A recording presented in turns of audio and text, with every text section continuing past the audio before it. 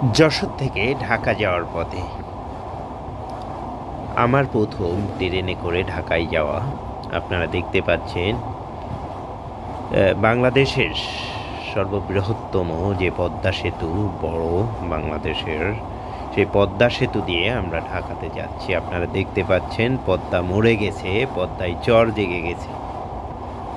পদ্মার মাঝখান থেকে পদ্মা সেতু চলে গেছে, আপনারা দেখতে পাচ্ছেন।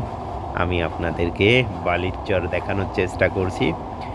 আমি একটি বার্তা দিতে চাই, নদী বাঁচান দেশ বাঁচান। আপনারা যখন ব্রিজগুলা করবেন, সেই ব্রিজের করার ক্ষেত্রে আপনাদেরকে অবশ্যই মাথায় রাখতে হবে আমার নদীটা যেন না মারা যায়।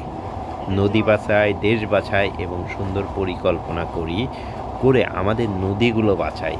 আপনি ব্রিজ তৈরি করেছেন, তবে এই নদীতে যে চর জেগে জেগে উঠেছে, এই চরের কারণে এই নদীটা আস্তে আস্তে তার বাহমান স্রোত হারাবে এবং নদীটা মারা যাবে।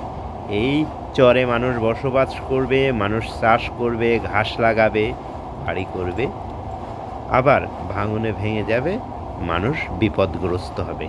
আসুন সচেতন হই।